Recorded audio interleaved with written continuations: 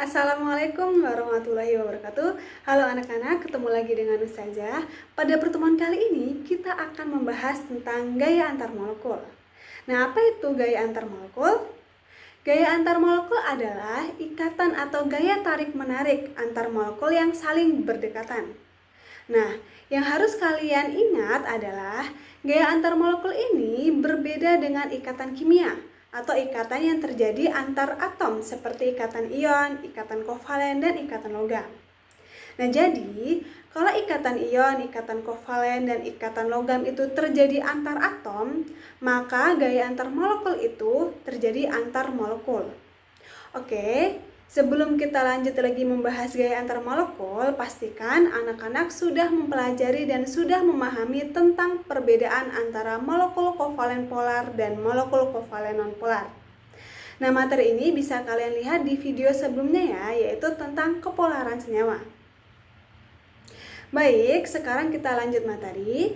Gaya antar molekul itu terbagi menjadi dua jenis. Yang pertama adalah ikatan hidrogen dan yang kedua adalah gaya van der Waals.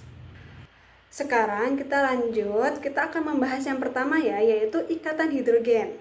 Ikatan hidrogen adalah gaya tarik antar molekul yang terjadi antara atom hidrogen dengan atom yang sangat elektronegatif, yaitu seperti F, O, dan N.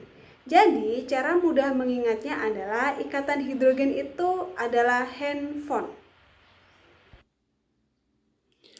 Contohnya yaitu gaya tarik antar molekul H2O. Gaya tarik antar molekul H2O melalui atom O dengan atom hidrogen. Inilah yang disebut dengan ikatan hidrogen.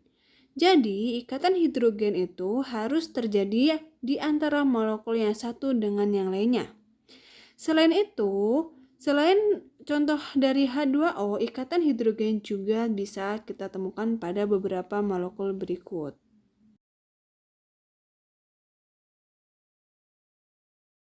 Sekarang kita lanjut lagi, gaya antar molekul yang kedua yaitu gaya van der Waals. Gaya van der Waals ini terbagi lagi menjadi tiga jenis. Yang pertama adalah gaya dipol-dipol atau disebut juga dengan dipol permanen. Yang kedua adalah gaya dipol terimbas atau terinduksi. Dan yang ketiga adalah gaya dipol sesaat atau gaya London. Nah, perbedaan dari ketiga gaya ini adalah kalau gaya dipol-dipol itu terjadi antara molekul kovalen polar dengan molekul kovalen polar. Kalau gaya dipol terimbas atau terinduksi itu terjadi antara molekul kovalen polar dengan molekul kovalen nonpolar. Sedangkan gaya dipol sesaat atau gaya London itu terjadi antara molekul kovalen nonpolar dengan molekul kovalen nonpolar. Berikut adalah contoh gaya dipol-dipol, yaitu gaya antar molekul HCl. Jadi, misal di sini ada molekul HCl dengan HCl. Ingat, karena ada beda keelektronegatifan yang besar, maka HCl termasuk molekul polar, di mana Cl nantinya akan membentuk kutub negatif. Dia akan lebih mudah menarik elektron. Kemudian, hidrogen akan membentuk kutub positif. Gaya antar molekulnya bisa digambarkan seperti yang ada di depan. Selanjutnya adalah contoh gaya dipol terimbas, yaitu gaya tarik antara molekul HCl dengan H2, di mana HCl merupakan contoh molekul polar dan H2 adalah contoh molekul nonpolar. Kovalen polar akan membentuk dipol atau dua kutub, yaitu kutub positif dan negatif. Sedangkan H2 karena dia molekul nonpolar maka tidak bisa membentuk kutub. Jadi HCl itu membentuk dipol, H2 tidak membentuk dipol. Ketika molekul nonpolar ini mendekati molekul polar, maka molekul nonpolar akan terimbas sehingga dia pun akan membentuk dipol. Selanjutnya adalah contoh gaya dipol sesaat. Karena kedua molekul nonpolar, maka molekul ini juga tidak membentuk kutub atau dipol. Lalu bagaimana caranya kedua molekul ini memiliki gaya tarik sedangkan mereka tidak memiliki dipol?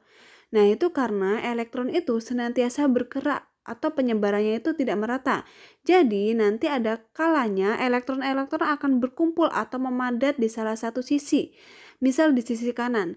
Ketika elektron berkumpul di sisi kanan, maka klorin di sisi kanan akan membentuk dipol negatif. Sedangkan klorin di sisi kiri akan membentuk dipol positif, sehingga terbentuklah dipol sesaat. Sekarang kita lanjut membandingkan titik didih antara keempat gaya antar molekul. Ternyata jika dibandingkan, molekul-molekul yang memiliki ikatan hidrogen itu memiliki titik didih yang lebih besar dibandingkan molekul-molekul yang memiliki gaya dipol-dipol. Kemudian, titik didih gaya dipol-dipol itu lebih besar dari gaya dipol terimbas. Dan molekul gaya dipol terimbas, titik didihnya lebih besar daripada molekul yang memiliki gaya London atau gaya dipol sesaat.